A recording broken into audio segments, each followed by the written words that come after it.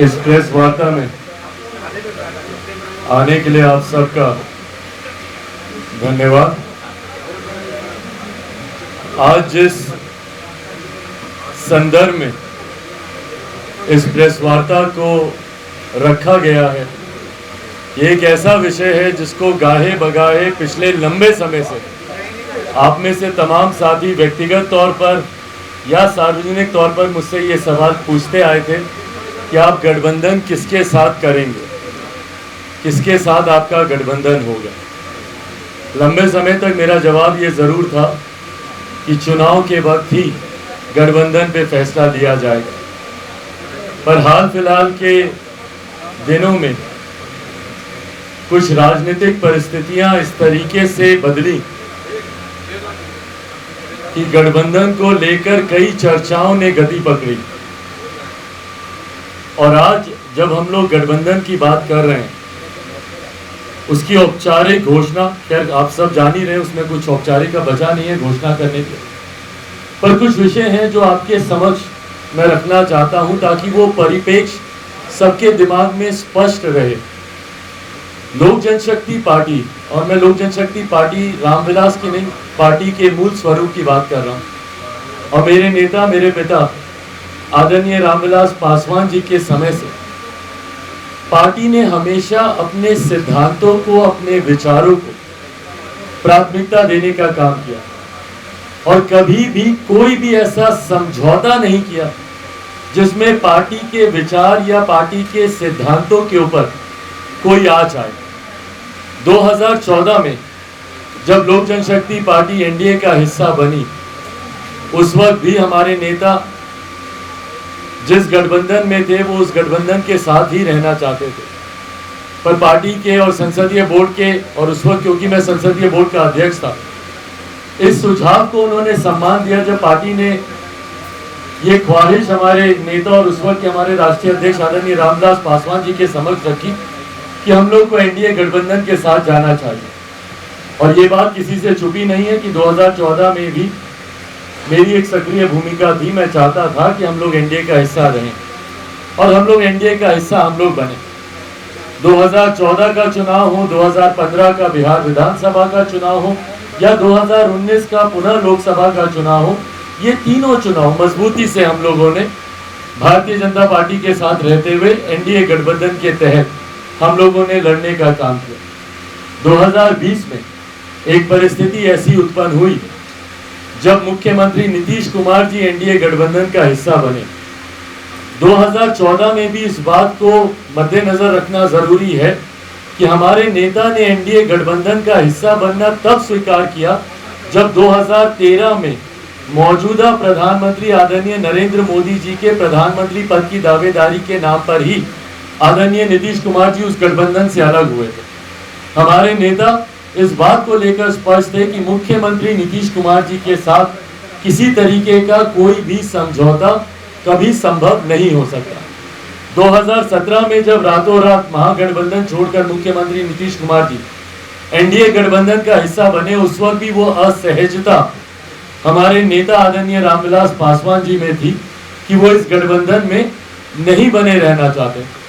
पर उस वक्त भारत के प्रधानमंत्री आदरणीय नरेंद्र मोदी जी और तत्कालीन भारतीय जनता पार्टी के राष्ट्रीय अध्यक्ष अमित शाह जी से बातचीत कर ये विश्वास दिलाया गया कि भाई आप इस गठबंधन में रहें और ये गठबंधन आपका भारतीय जनता पार्टी के साथ है, ना कि जनता दल यूनाइटेड के साथ। असहज होने के बावजूद, क्योंकि तब तक चुनाव समीप आ गए थे, करीब आ गए थे, असहज होने के बावजूद हमारे नेता ने यह फैसला लिया कि हम लोग इस गठबंधन में आगे बढ़ेंगे। पर 2019 में जिस तरीके से मुख्यमंत्री नीतीश कुमार जी की भूमिका रही, उन्होंने हमारे हर प्रत्याशी को हराने का प्रयास किया। मुझे खुद जमुई से उनकी पूरी जिला कमेटी हो, प्रदेश कमेटी हो, मुझे जमुई से हराने का, हमारे उस वक्त के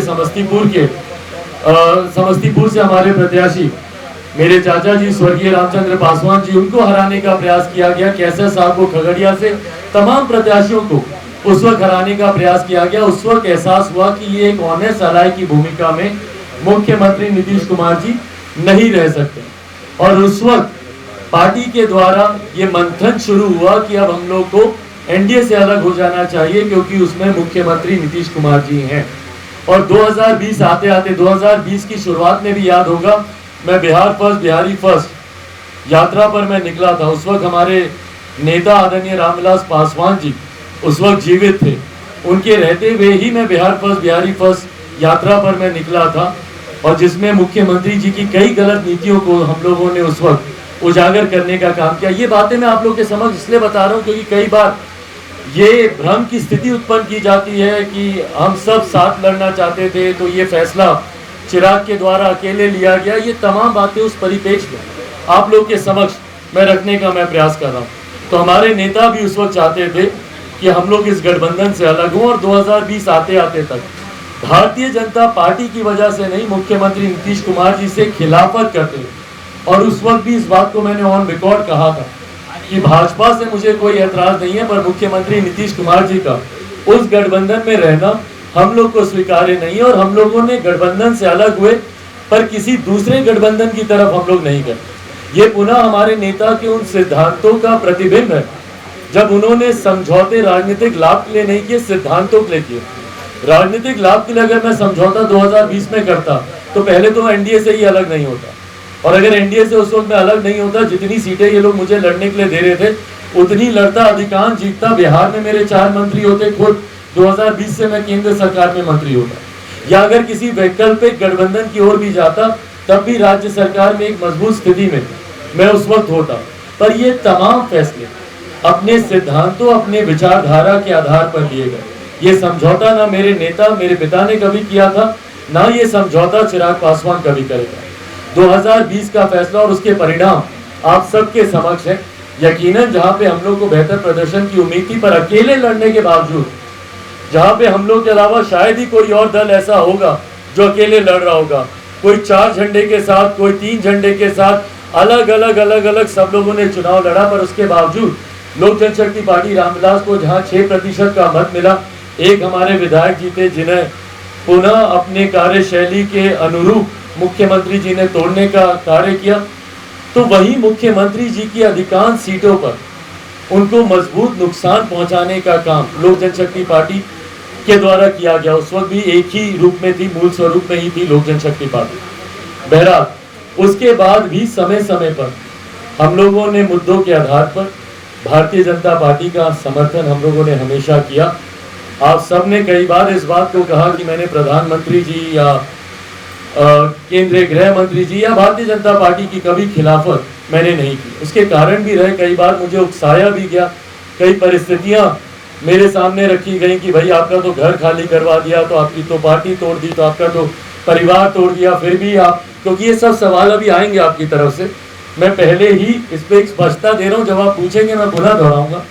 तो उस वक्त भी इस बात को मैंने स्पष्ट रखा था कि मेरी व्यक्तिगत हितों की लड़ाई नहीं है, ये मेरे विचारधारा की लड़ाई है, ये हमारे सिद्धांतों की लड़ाई है। मैं बिहार फर्स्ट बिहारी फर्स्ट को लेकर आगे बढ़ने का मैं काम कर रहा हूँ।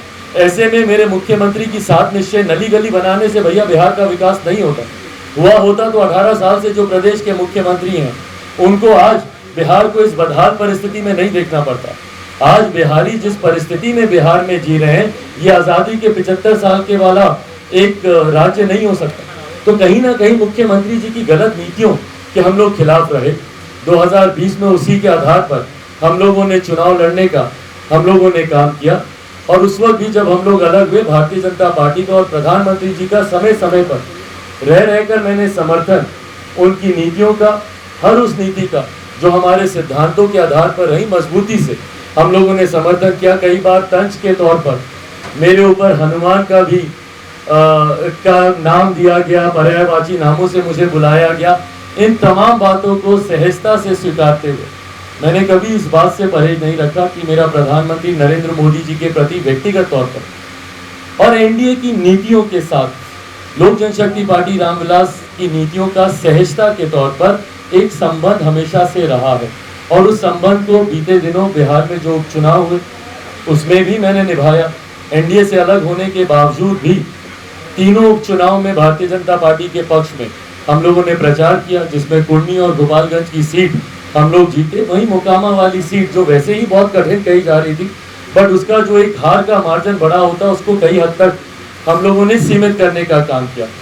उसके बाद निरंतरता में भारतीय जनता पार्टी, क्योंकि तब तक मुख्यमंत्री नीतीश कुमार जी पुनः अपने कार्यशैली के अनुरूप गठबंधन से अलग हो गए थे। बहुत ज्यादा समय तक एक गठबंधन में वो रह नहीं पाते, असहज महसूस करते हैं अपने आप को उस गठबंधन में। वो गठबंधन से अलग हुए। भारतीय जनता पार्टी के कई नेता तब से लेकर अभी तक मेरे पार्टी के तमाम वरिष्ठ नेताओं के संपर्क में रहे। यकीनन हम लोग की कुछ चिंताएं थी, कुछ कंसर्न्स थे, जिसको कई बार कंडीशंस, शर्तों का नाम दिया जाता है। वो कोई शर्तें नहीं थी, वो हम लोग की चिंताएं थी, जिसको हम लोगों ने भारतीय जनता पार्टी के शीर्ष नेतृत्व के समक्ष पिछले दिन मैंने रखा, और उससे पूर्व भी उनके द्वारा उनके तमाम नेताओं के समक्ष उनको रखने का मैंने काम किया। केंद्रीय गृह राज्य मंत्री आदरणीय नित्यानंद राय जी, कई बार उनसे मेरी मुलाकातें हुई। उनके समक्ष भी जितने भी मेरे कंसर्न्स थे, जितनी भी चिंताएं थी, उनके समक्ष बहुत सहजता से रखा, और उतनी ही सहजता से और उतने ही सकारात्मक तरीके से उन विषयों पर चर्चा हुई। और एक आम सहमति बनने के बाद कल मेरी केंद्रीय गृह मंत्री आदरणीय अमित शाह जी से मुलाकात हुई, और भारतीय जनता पार्टी के राष्ट्रीय अध्यक्ष आदरणीय जेपी नड्डा जी से मेरी मुलाकात हुई। और इन तमाम बातों पर एक आम सहमति बनते हुए बहुत सकारात्मक तरीके से ये चर्चाएं हुई, बहुत पॉजिटिव ये बातचीत रही। और अंतोगत्वा इन तमाम विषयों को मद्देनजर रखते हुए लोक जनशक्ति पार्टी रामविलास के तमाम राष्ट्रीय पदाधिकारी, तमाम राज्यों के हमारे पदाधिकारी, प्रदेश के तमाम पदाधिकारियों से एक आम राय बनाकर चर्चा कर कल लोक जनशक्ति पार्टी रामविलास ने एनडीए से औपचारिक तौर पर पुनः जुड़ने का ये फैसला लिया है। और इस फैसले के मद्देनजर आगामी 2024 का लोकसभा का चुनाव एनडीए कैसे मजबूती से लड़े, और बिहार में जो पिछली बार एक चूक हो गई थी, एक सीट से हम लोग रह गए थे, 40 में से 39 जीते, एक सीट हम लोगों की रह गई थी, तो इस बार कैसे 40 की 40 सीट जीते। और ये कोई ऐसा टारगेट नहीं है, ऐसा लक्ष्य नहीं है जो कि अनअचीवेबल हो। पूरी तरीके से आज की तारीख में जो भी बिहारी है, या जो भी बिहार की जनता के रुख को अब समझता है, तो वो इस बात से सहमत होगा कि मुख्यमंत्री नीतीश कुमार जी जिस गठबंधन में रहेंगे, वो उस गठबंधन को नुकसान ही देंगे। उनके प्रति जो आक्रोश है 2020 में भी हम लोगों ने देखा, इसीलिए उनकी पार्टी तीसरे नंबर की पार्टी बनी, आधे से ज्यादा प्रत्याशी उनके चुनाव हारे। तो जनता का आक्रोश है उनके प्रति, और विश्वसनीयता पे एक बहुत बड़ा प्रश्न चिन्ह मौजूदा सरकार के ऊपर है। जिन्होंने नो एंट्री कहा, उन्होंने ही उनकी एंट्री दिक्कत दिलाई। जिन्होंने कस्में खाई कि हम इनके साथ नहीं जाएंगे, उनके साथ दोनों वापस आ।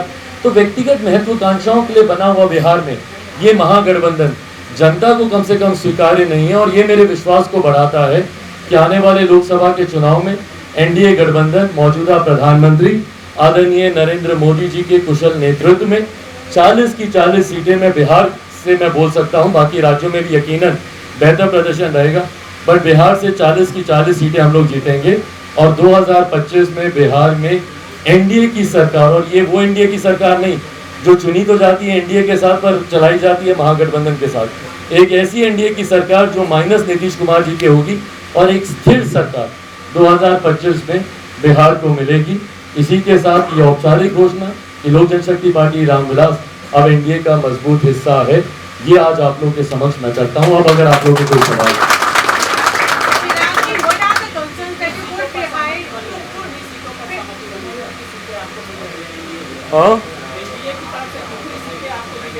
भाई, मैं गठबंधन धर्म की मर्यादा को तोड़ूंगा अगर मैं सीटों की संख्या, क्योंकि ये गठबंधन के भीतर हुई चर्चाएं हैं, और ऐसी किसी भी चर्चा को सार्वजनिक करना मुझे नहीं लगता कि अभी आज उसका समय है। यकीनन जब चुनाव करीब आएगा सीटों की जानकारी भी दी जाएगी, पर ये तमाम चर्चाएं हुई हैं, सकारात्मक हुई हैं, और इसी के आधार पर एनडीए का हिस्सा बनने का फैसला पार्टी के द्वारा लिया गया।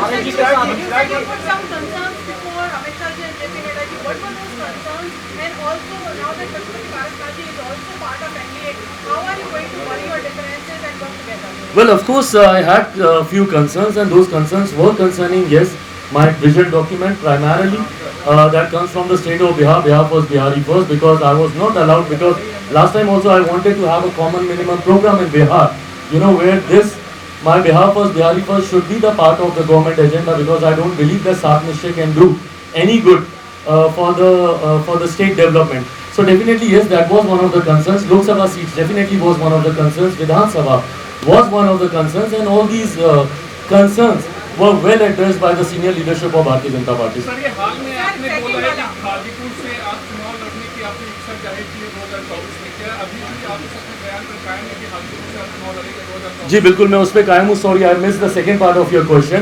So yes, answering that, it really doesn't matter that who's the part of this NDA alliance, who's there in the cabinet, who's there in the ministry. I'm way past all these concerns. It doesn't really matter to me whether Chacha is there, he is not there. We all are collectively and we all should collectively work towards strengthening the NDA alliance. So I think that should be our collective responsibility. For me, the personal issues or personal concerns, whether he's the minister, I'm the minister, he's not, it doesn't really matter. I'm way beyond all those things. And भाई, आपके सवाल का जवाब देते हुए, yes, Hajipur की seat मेरे लिए एक कंसर्न रहा है, और इसको प्रमुखता से हम लोगों ने गठबंधन के भीतर इस पे चर्चा हम लोगों ने की है. इतना मैं आपको ज़रूर कह सकता हूँ कि 2024 लोकसभा चुनाव में लोक जनशक्ति पार्टी रामविलास का ही प्रत्याशी हाजीपुर से चुनाव लड़ेगा, कोई संदेह नहीं है.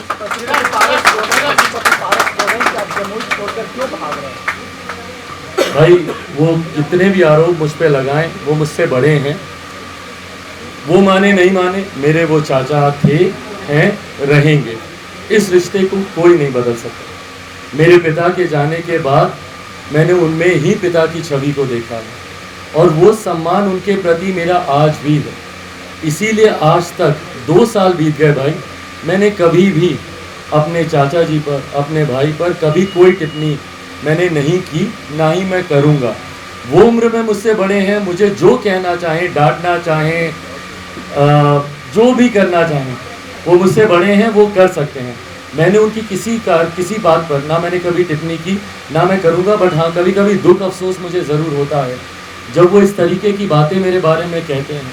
जनता से जो रिएक्शन आता है, या आप ही के, आप अपने पोर्टल पे ही नीचे कमेंट्स पढ़ लीजिए. भाई, हूँ तो बेटा ना उनका. मेरे पिता के बारे में कोई ऐसी बातें कहेगा, दुख तो होता है ना. तो वो जिस तरीके की बातें उनके बारे में कमेंट्स में कही जाती हैं, मैं मानता हूँ ये सारी बातें सार्वजनिक तौर पे करने का कोई मतलब नहीं है. ये सारी बातें जनता के बीच बोलने का, आपको सीटों की चर्चा करनी है, गठबंधन के भीतर बैठिए ना, आराम से कीजिए. पर ये बातें जब पब्लिक डोमेन में खबरें बनाने के लिए की जाती हैं, तो जनता भी इसको नहीं स्वीकारती है, और बहुत नकारात्मक प्रतिक्रिया आती है, बहुत नेगेटिव रिस्पॉन्सेज इस पर देखने सुनने को मिलते हैं. जो एक बेटा होने के नाते, मेरे पिता तुल्य मेरे चाचा जी के बारे में जब मैं ये सारी बातें पढ़ता हूँ या सुनता हूँ, मुझे नहीं अच्छा लगता. पर मैं आपके सवाल का जवाब देते हुए, ना मैंने कोई टिप्पणी की, वो मुझ पर कोई भी आरोप प्रत्यारोप लगाए, ना मैं करूँगा.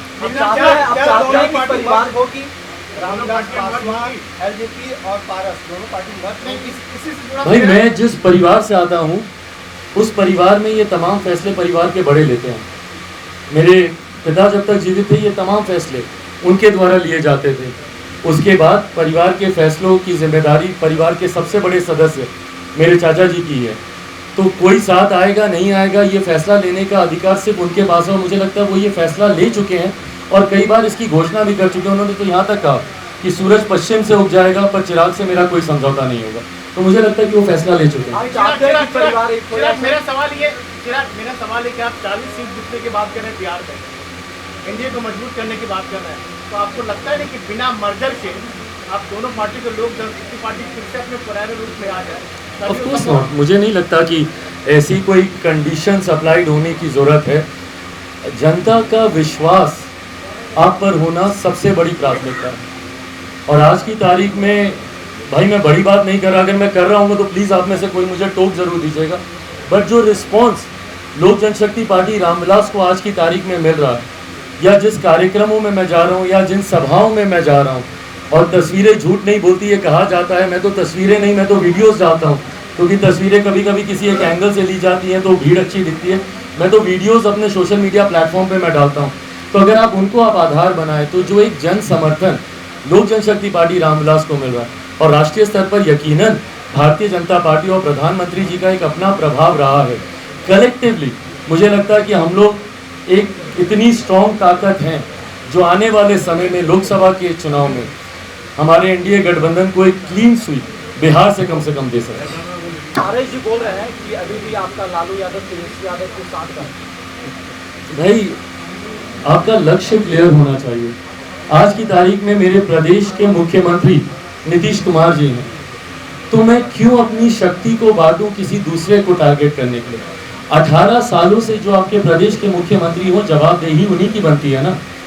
और मैं किसी दूसरे पक्ष को क्या बोलूं जो कि सप्लीमेंट्री के तौर पे आते हैं, कुछ समय ये, कुछ समय वो, कुछ समय ये, कुछ समय वो। मुख्यमंत्री ने तो बार बार दल बदलने का काम किया। जो एक कुर्सी स्थिर रही और उस कुर्सी पे कोई एक व्यक्ति स्थिर रहा, तो वो हमारे आज के मुख्यमंत्री आदरणीय नीतीश कुमार जी हैं। तो यकीनन मेरे सारे सवाल उन्हीं से ही बनेंगे जो जवाब देने की पोजीशन में है। आज की तारीख में नीति निर्धारक मुख्यमंत्री नीतीश कुमार जी हैं, तो यकीनन सवाल उन्हीं से ही बनेंगे। फिर से नीतीश कुमार आ जाते हैं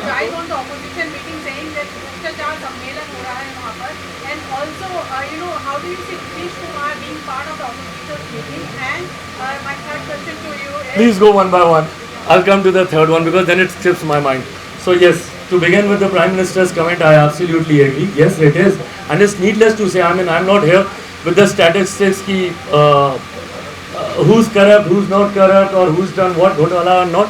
Everybody knows that. So it's there in the public domain. So definitely yes, I mean, today when all these parties are coming together, and why are they coming together? More importantly, they're not coming together for the development of our country. They're not coming together to eradicate the unemployment from our country or to remove the the महंगाई dar and all that. They are coming together just to remove one person from his post, right? The whole alliance is coming together to remove our current Prime Minister Adaniya Narendra Modi ji from his post. So I don't see a vision. I don't see a niti. I, as a youngster or as a voter or as an Indian of this country, I don't know why should I vote for Mahagathbandhan or UP or whatever namkaran that they're going to do today. So I don't know why should I vote for them because I don't know their vision. Why are they coming together? And then my chief minister leading that alliance. I mean, isn't that funny? Somebody who's been rejected by his own state wants an acceptance across the country. On what basis? In 2013, when my current Prime Minister came to power, or when he was projected as the Prime Ministerial candidate in 2013-2014, he came with a vision of, with a model of Gujarat. Debatable, you can do that, but then he came with a Gujarat model, right? What is the model that my Chief Minister has got for the rest of the state in our country? What he wants to project, that there are so many murders happening in my state. These are the figures that I want to see in the country. This is the amount of Bhrashtachar that are taking place in my country. This is the amount of corruption that I want to see in the rest of the country. What is his model? So someone who's been rejected by his own state can lead the country. I don't see that happening. Now, if you have any other question.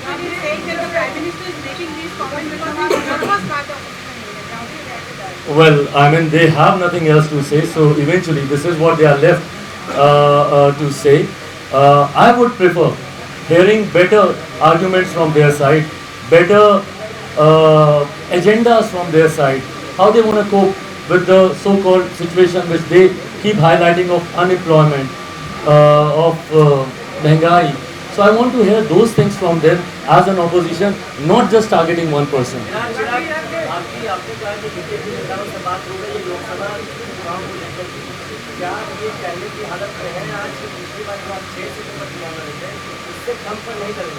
मैं बिल्कुल इस हालत में नहीं हूँ भाई. मैं गठबंधन धर्म की मर्यादा को तोड़ूंगा अगर मैं ऐसी कोई भी जानकारी पहले सार्वजनिक करूं समय से पहले, तो वो उचित नहीं होगा.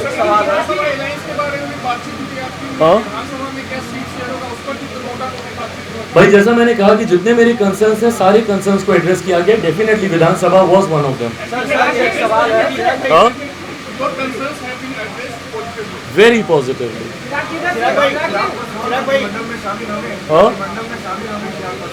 भाई गठबंधन मंत्रिमंडल के लिए नहीं बनाए जाते, और वो भी तब जब हम लोग चुनाव की पूर्व संध्या में बैठे हैं. ऐसे में मंत्रिमंडल में जाना नहीं जाना कोई मायने नहीं रखता. आज की तारीख में हम सबको अपने अपने क्षेत्रों में ही जाने और रहने की जरूरत है. और ये भी गठबंधन सिर्फ और सिर्फ 2024 विकास के एजेंडे को लेकर, लोक नीति को लेकर, जन कल्याण की नीतियों को लेकर, इन तमाम बातों को मद्देनजर रखते हुए ही बनाया गया है, ना कि किसी मंत्री पद को मद्देनजर रखते हुए। तो कैबिनेट में शामिल हो रहे हैं जय भाई? हाँ हाँ, yes, of course, yes. It's not only for 2024, it's also for 2025, and hopefully I want to see this alliance continuing for 2029, 30 and so on and so forth. Cabinet में शामिल होने जा रहे हैं, वोट लेने जा रहे हैं आप? भाई जैसा मैंने अभी जवाब दिया, मंत्रिमंडल, पहली बात तो इस पे किसी का भी टिप्पणी करना बहुत गलत है। कोई भी ये बोलता है मंत्रिमंडल की अगर कोई उम्मीद करता है या चर्चा करता है, ये पूर्णतः प्रधानमंत्री जी का अधिकार क्षेत्र है। इस पे किसी भी तरीके के बातें करना, टिप्पणी करना या आशंकाएं लगाना मुझे लगता है सरासर गलत है, और ये गठबंधन उस सोच से किया भी नहीं गया। एक सवाल है सर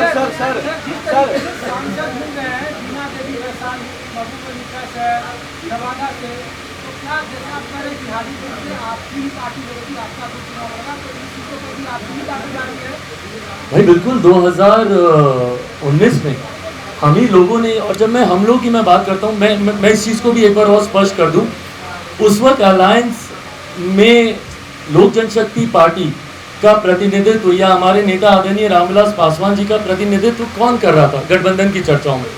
2014 में भी संसदीय बोर्ड के अध्यक्ष होने के नाते मैंने ही किया, 2015 में भी उसी नाते मैंने किया, 2019 में भी उसी नाते मैंने ही प्रतिनिधित्व किया।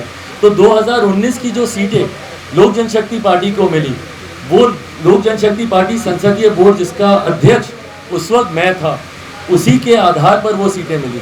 तो वो सीटें भी उस वक्त हम ही लोगों के पास थी, और आज भी यकीनन वही हम लोग की अपेक्षा है। और जो लोग दावा करते हैं 5 सांसदों का, इट्स एन ओपन सीक्रेट भाई, ये किसी से छुपा नहीं है, आप सब जान रहे हैं कि कौन सा सांसद किसके संपर्क में, मुझे कहने की जरूरत नहीं है। कुछ तस्वीरें कल आपने मेरे घर पे भी देखी, कई तस्वीरें मुख्यमंत्री जी के घर पे भी दिखाई देती हैं, और कई तस्वीरें तो भाजपा के यहाँ भी दिखाई देती हैं। तो ऐसे में जो कहते हैं कि भाई 5 सांसद हमारे साथ हैं, वो भी हाँ ज़रूर दल बदल कानून की बाध्यता की वजह से संभवतः औपचारिक तौर पर एक टूट संभव ना हो सके, पर हर सांसद अपनी 2024 की राह किसके दरवाजे से तलाश रहा है, ये किसी से छुपा नहीं है। It's an open secret for everyone. अगर नीतीश कुमार सर